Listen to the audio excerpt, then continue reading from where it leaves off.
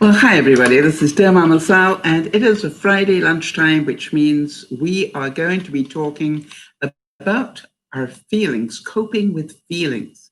And hi to Jeannie, I see you're there, and also to Jody. Good to see you. Jody's saying they had 12 inches of snow in New Hampshire last night, so that is amazing. And Jeannie, who is in Maine, said they had over 17 inches where they are. Wow. That's a lot of snow, and I don't wish it on me at all. You do understand where I live in southern British Columbia in Canada, if we get an inch of snow, we panic a bit. And then if we get 2 inches, we call it a snow day. We are not brave about snow here at all. Hi, Sandy, good to see you as well. And so I wanted to ask you, those of you who are already in the room, if you could sum up this week in terms of feelings, what word would you use to describe your feelings this week? Or what words? Don't limit it to one if you need more than one. And as you will hear, as I talk about my life, mine was, what would the one word be? Painful, I think would be the word, but I'll talk about that. So if you're watching for the first time, welcome. And we are a group of people who get together 3 times a week. At lunchtime on Fridays, we talk about coping with our feelings.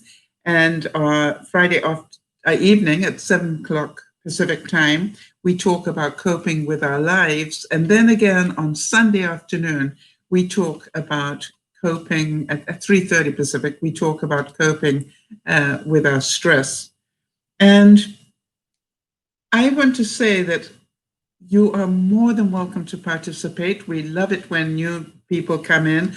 On the other hand, if you prefer to stay in the background and, just listen away, you don't want to participate in the chit chat that's going on, that is also absolutely fine. We have an awful lot of people that do that. And the reason I know that is because they write to me afterwards and tell me something and say, I was there in the broadcast, but I was busy doing something at the same time or whatever. So we're really happy as long as you are enjoying it and hopefully learning a little bit along the way.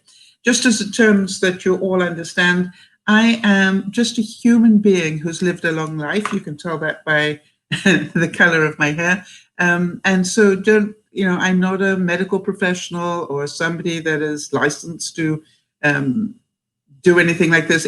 I just do this because I know that it's really important for people to talk about what is going on in their lives. And very few people can afford to do it or have the ability to be able to do it. So as far as I'm concerned, we're just a group of people that get together and help one another. So Sandy's saying that for her, the one word would be stressful. And yeah, it's getting very close to Christmas. So I'm just wondering, is the stress caused by, what you still have to do for Christmas? Or if you can give us some more words around that, that's great. If you can't, that's also all right. Jeannie's saying feeling strong despite what others want to do, and I'm not getting sucked into their problems, not allowing myself to be engaged. Yeah, that's really good. If you can set up that boundary, then, I think, Jeannie, that is one of the key things about emotional intelligence. It is when you can hear people trying to manipulate you and you can just smile inside, know what's going on and go, yeah, I choose not to go that route. And then, either deflect it in some way or change the subject also, just so that it doesn't have that effect.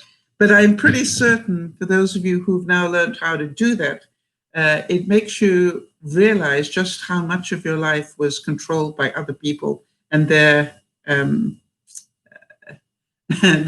wish to manipulate you. Hi, Linda in the UK. It's always a pleasure. And say hi to Nicholas for me. Big hugs to him if he happens to be around.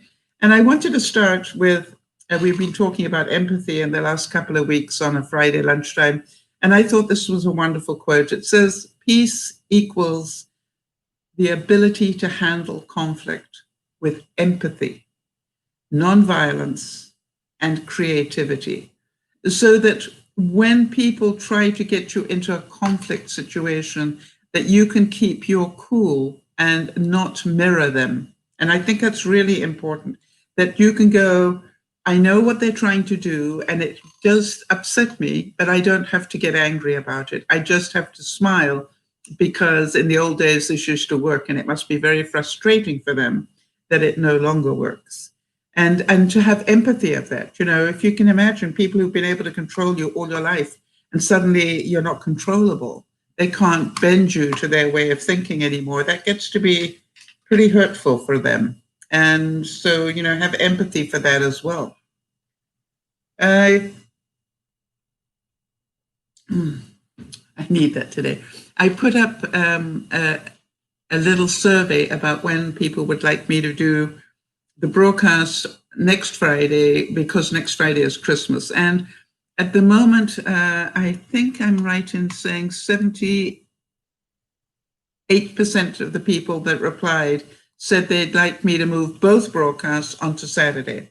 So instead of doing just one broadcast on Friday, they said they'd prefer that I do both on Saturday.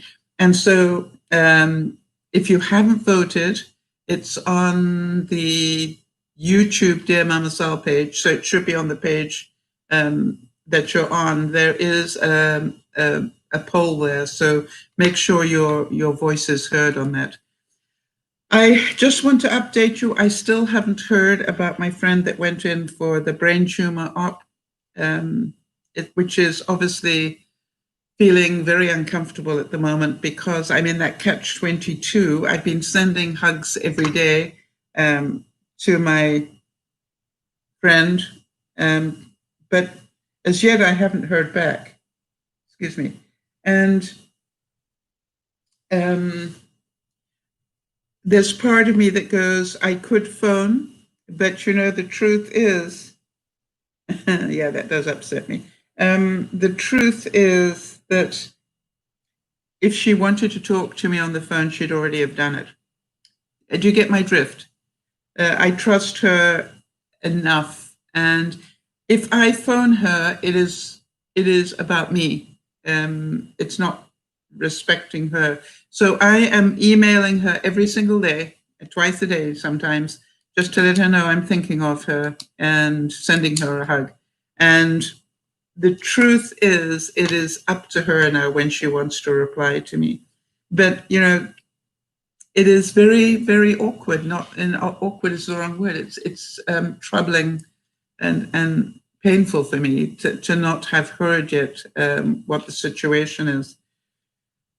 Did he? I don't even know if he made it through the operation, and that's pretty scary. I want to thank Jody. For those of you who don't know, Jody is our admin, and she passed on a note that she saw that for those of you who go back quite a way, Boston Paul was in hospital this past week, and we don't know why. So if anybody does know, please let me know after the broadcast or during the broadcast if you're here and you happen to know. But let's send him our thoughts and prayers. I want to make sure that before we get on to the main thing about feelings today, I want to talk a little bit more about being prepared. As you know, one of the topics every week that we talk about is, are you prepared? And are you prepared for people to be super sensitive this Christmas time? And I guess I want to ask my viewers, if you think that people will be super sensitive, let me know why. All right, why you think they will be super sensitive. Don't let me presume that I know. And also the other thing to be prepared for is we know that the vaccine rolled out, and I want you to be prepared that not everybody will take to it well. It won't be very many, but it is important that you understand that not everybody will react well to it. Hi, Wanda. Good to see you. And Wanda's saying, hi, Mama Sal. I've been dealing with sadness. This Christmas Day will be the anniversary of her death. 53 years. Is that a mother? And was she 53? Or, if you care to just put a few more words, that would be helpful to me. Your mother, okay. And, of course, and you're saying she died at age 53? And how long ago did she die? Wanda. And, how kind of you to come in and discuss something that is so sad, because that takes great courage. She was 28. No, and you were only 5 years old. My heart bleeds for you. That is such a difficult hit, to have lived your lifetime, basically without your mom. And I am certain those of us, who have lost their mothers later in life will tell you that I don't think, I can imagine what that must be like for a 5-year-old. And so our hearts go out to you. And obviously the fact that you can talk about it is that you've done, a fair amount of work on that and healing. Yes, and Jody, that's right, I'd forgotten that. Jody said that she lost her mom when she was a teen. So we do have people who know about that. And I'd like to say that, perhaps we could hear from you, Wanda, which is for somebody who's lived their life with that loss. I think people ask, will the pain ever go away? And Jody, for you, did the pain ever go away, or did you merely learn to live with that pain? And I think it's a really important thing for people to understand that, losing your parents, and by the way, when you lose both of them, however that might be, through natural causes or whatever, when you lose one, the first one is a monumental hit. The second one is also very serious, but because you've had the first monumental hit, it's a little easier to handle. But the truth is, when you've lost both parents, then life changes completely. Exactly. Wanda's saying, in answer to the question, does the pain ever go away? She says, no, the pain is still there. And, there's part of me, Wanda, that always thinks we should be grateful for that pain. Because if you didn't care that much, it wouldn't hurt that much, if that makes sense. And I think it tells everybody, that when we feel that pain, it is our reaction to what we have lost. And so our pain does not help them in any way. And so I always say to people, if you possibly can, let go of the pain and remember the good memories, because that pain is not helping them at all. It is merely affecting you, if that makes sense, Wanda. And so at your age now, I would say to you, this is the time for you to just, when you think of her, think good things, not the loss, think good things. And so when Christmas Day comes, how about celebrating and going, I talk to my mom a lot, even though she's long gone. And I will say, she was, she liked crafty things. And I will actually, when I'm doing crafty things, I'll go, hey, Mum, have a look at this. I will actually talk to her while I'm doing it, Wanda. And I'm certain a lot of you will understand what I'm talking about. Absolutely interesting. Wanda's saying, wow, Wanda, can I repeat that? That's okay to discuss that? Yeah, and Linda, she's saying that her partner lost his dad when he was just 7. Yes, huge hit for a young child. Okay, so Wanda's given me the okay. Wanda said to Jody, I put the pain away for so long, and now I'm trying to deal with it. Yeah. And, it's quite honestly, we can put it away, but it doesn't mean we don't deal with it, all right?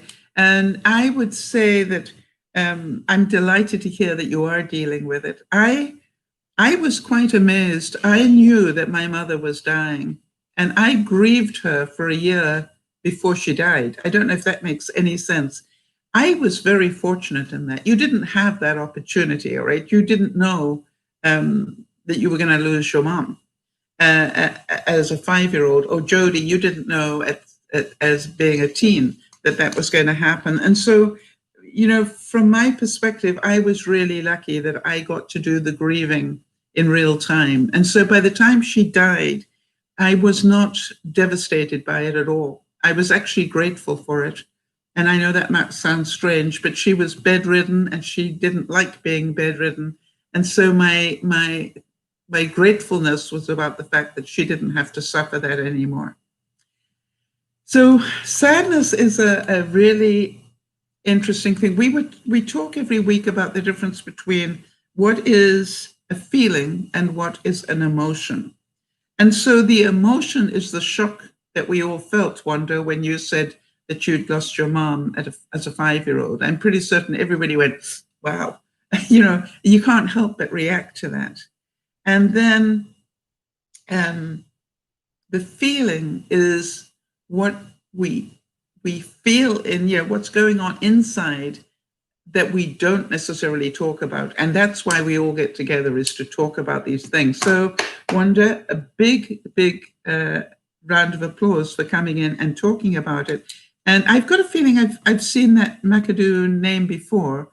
So, but let people know how you know about us and how you found us. That's always interesting to know. And if you can let us know roughly where you live, what country you're in or whatever. Linda says, my partner knew he was going to pass his oh, really? He was a prisoner of war on the Kwai Bridge, the bridge over the River Kwai. Wow. That was a horrific time, wasn't it? Still to my mind, still an incredible movie in terms of doing what you had to do to survive and also doing what was right. I think an incredible movie. You watched Judy's Time. Oh, there you go. All right. So you've seen me, and not as much recently. So you've seen me when I've been down there with them. And aren't I lucky to have them in my life, and that's it. So moving on, did any of you feel frustrated this week? I had a big week of frustration here, I can tell you. One of the frustrations I had was that I've noticed, and I think I talked about this a bit last week, but it's beginning to really getting me. Wanda's saying she's watching from Arkansas. Welcome. It took me a long time when I first arrived in North America to work out how to say that word. But one of the things that's really frustrating me is that Amazon has started being the catch-all shop for people. And so you order from Amazon, but they're getting third-party people to fulfill those orders. And then the third-party people are sending them differently. And they are sending them in individual, so you can order 5 things. And instead of having one parcel, which we used to get, or 1 or maybe 2 at most, now you're getting 5. And I don't know about you, but I'm finding that very frustrating. And my question around that is, do they really expect us to be home all the time? Because I've noticed they get quite upset if you're not home necessarily. You know what I mean? It's just sort of like, and I'm temporarily as some of you know, I had a fire in my house. And I find that if I'm not here to answer their buzzer, you can hear that they get really quite angry. And I'm going, I can't be home all the time, especially if you don't bother to tell me when you're going to deliver. So it's, and if they say it will be delivered by Friday, which means any time up to and including Friday, and it's like it could be coming any day. It doesn't tell you specifically we will be delivering between 3 and 5 or something. And I don't know about anybody else, but I find that very frustrating. Jody's saying, I felt frustrated. My nutrition is not hitting the proper targets. I'm feeling overwhelmed with Christmas, but I'm trying my best every day to be mindful of my stress. Way to go, Jody. And that's why it is so important to find joy, to balance that out. And I'm going to be talking about that in a second. Jeannie's saying, my frustration came when I attempted to make rumbles. I lacked something to chop up the wafers and had no sprinkles, so you improvised. Yes, and I think this is going to be the Christmas baking of improvisation. As you can imagine, I didn't have any of my gadgets. And I'm a gizmo freak. I didn't have mixers, hand mixers. I didn't have any of the things that I normally have, and I just had to make a plan. And I understand that is really frustrating. The other thing that I found very frustrating, I don't know if any of you relate to this, do those delivery people wait until you go to the washroom before they decide to ring the buzzer? You know what I mean? It's just like, really?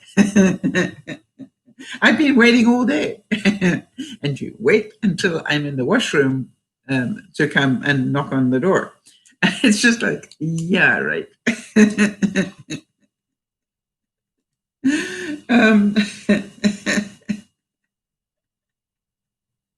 All right, I just want to make sure again, and I'll be talking about this and all the broadcasts, just in terms of the vaccine and being prepared. You do know that after you have had the vaccine, first of all, understand that, most people won't get the vaccine for another probably 6 months. I would think 3 to 6 months would be when they start rolling out. I will probably get it a bit before you guys because of my age and my pre-existing conditions. But I'm not expecting to be on the list until about February, is my guess. But, we will see. And one disagreeing with me about the delivery thing. Jody's saying, last year I had no Christmas sprinkles. I used springtime ones, and we laughed so hard that it became a tradition that we do every year with one batch. You see, that's how many times have you heard me say life isn't about anything other than the memories, right? And I'm certain that every time you bake, that you have those memories. And I have memories. I think, did I show you last week my marshmallow covered in toffee and stuff?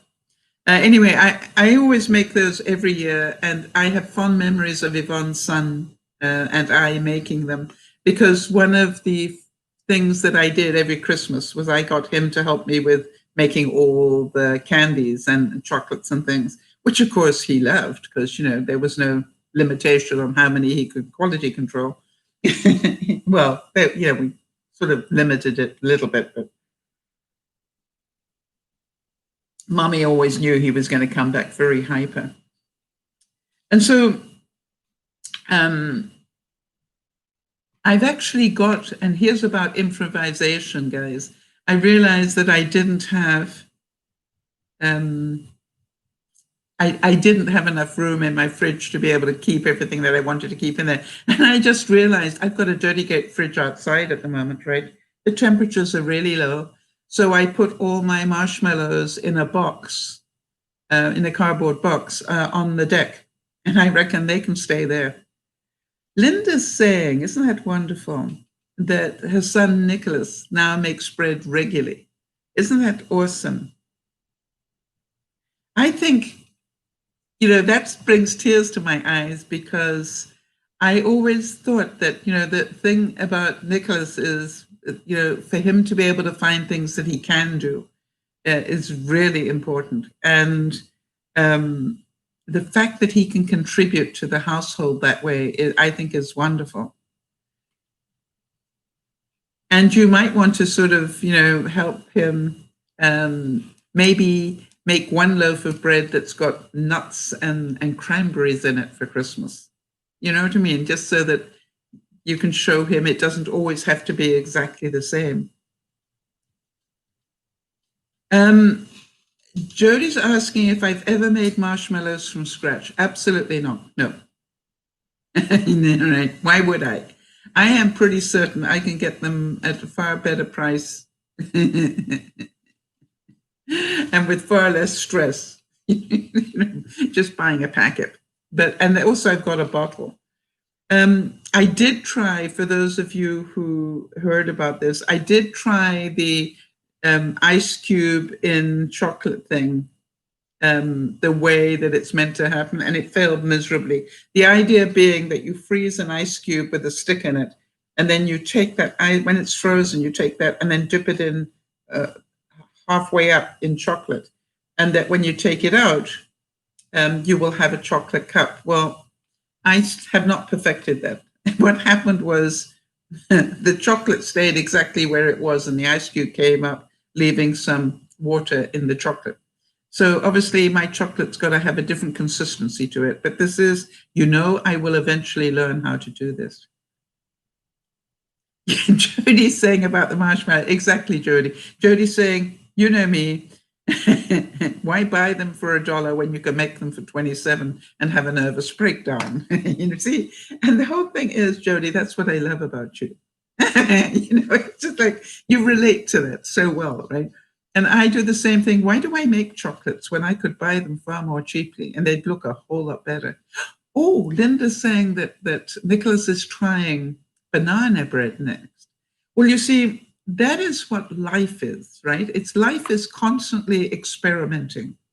And, Jody, I always say about these, for those of us who do like to play and experiment and do things like that, we can choose to spend our $27 making marshmallows, or we could, chase a white ball around a green lawn for half a day for twice that amount. And so, it's whatever, rocks your boat, to my mind, is, you should do.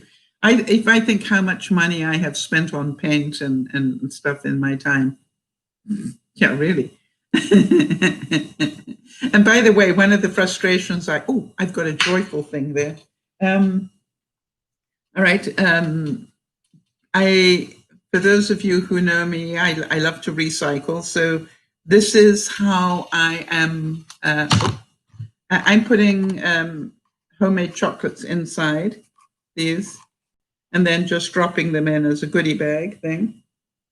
And somebody asked me, they saw one of these this week, and one of the viewers asked me how I did this.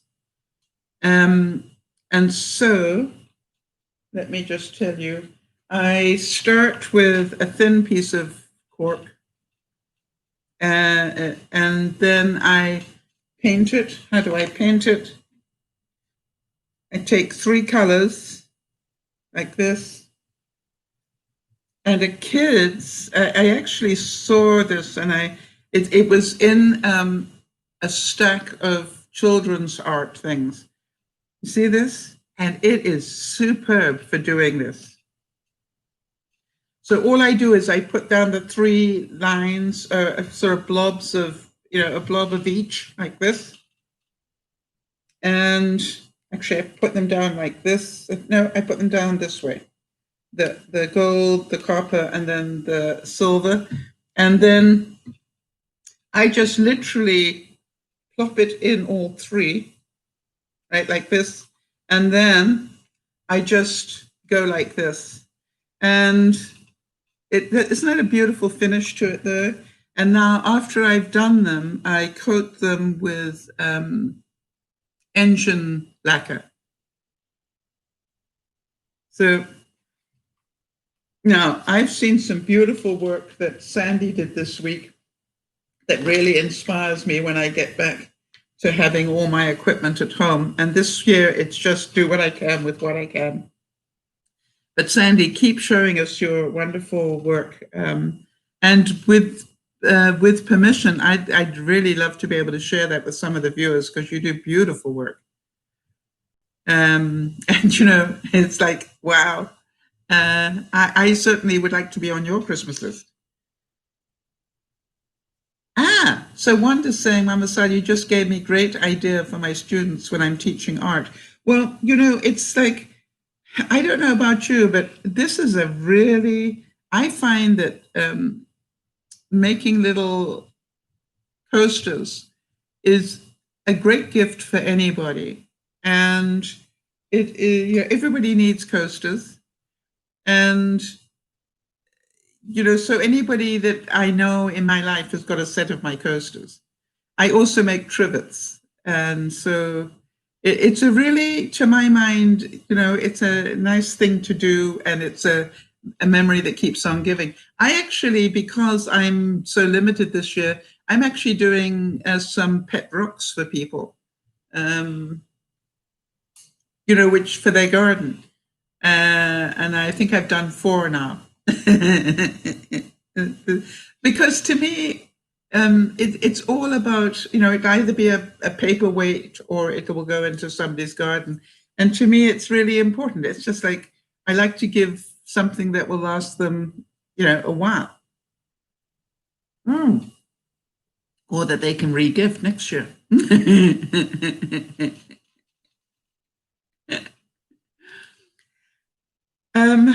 Right, now then, did anybody get angry this week? Yeah, I did. I did. I got angry this week. But before that, I just wanted to say, I want to go back a step on that vaccine story. You do know that the vaccine doesn't mean that you won't get COVID, right? And in other words, after you've had the vaccine, you can still get it. The difference is that your chances of dying from it will be absolutely minimized. And that is the important thing. You're less likely to end up in ICU. And by the way, I was seeing this morning that California right now has 0 ICU beds available. Isn't that scary?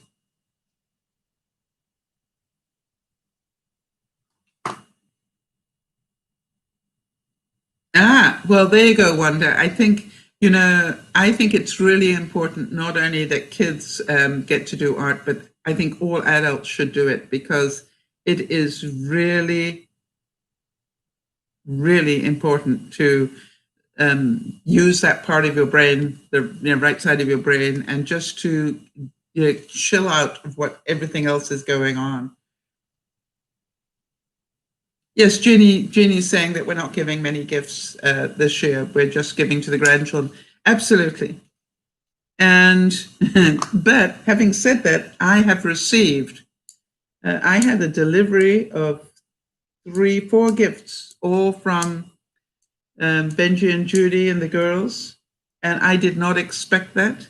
I don't mind telling you. And I'm sort of looking like this because I haven't unwrapped them, because we're all going to unwrap together. We're going to find a time when the girls and I can all, and Benji and Judy, we can all unwrap together, because that's the way we're going to do it this year. So I have no idea what's in this. And some of them are one of them's quite big. And, even when the delivery came and it wasn't from Amazon or anything, I didn't ask the delivery person which company they were from. I got a telephone call to say, I have a delivery for you from my shop. And, but I didn't ask what the name of the shop was. You know what I mean? Because I didn't want to spoil my fun. So I have no idea where, what this is. And quite honestly, one of them's really quite long. And I have no idea what it is. So it's going to be very exciting. And, I know you would all want me to unbox those in front of you, but it's better that I do it with the children. And how was the Chinese dinner, you're asking me, on Sunday?